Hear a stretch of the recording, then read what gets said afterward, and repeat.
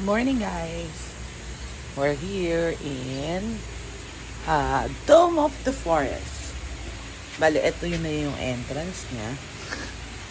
Medyo malayo siya sa bayan. Kasi punong saging, ang layo talaga. Pero worth it naman siya sa mga gusto mag-healing. Yung walang ingay. So, sa mga parents na nasa spectrum na ang gusto nila ay ang mga anak ay relax. So, hindi disturbing. So, ito yung isa na room. Maliit lang siya.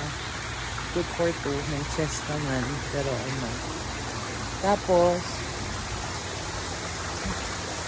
ito yung swimming area.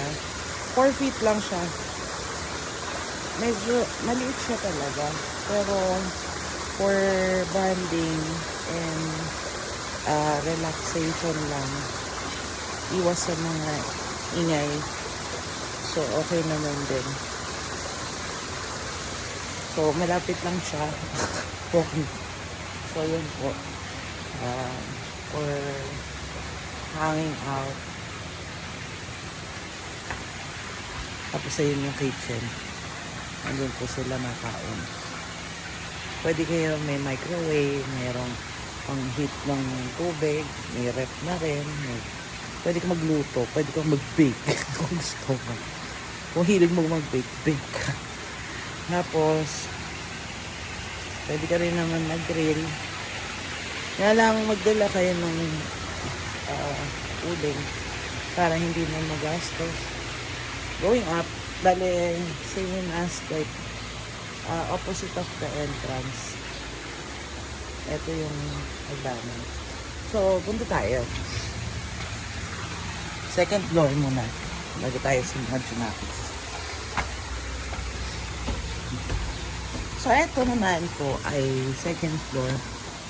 So, magdadapa pa. So, ito. Pwede mo tulog dito actually. Tapos yung old na yung mahilig sa mga arcade na mga 20s, yung mga 19 something. So ito yung old arcade. O diba? Street Fighter. Bale, ito yung dome. Ito yan. Asan ba? Ayan, yung dome na puti. So,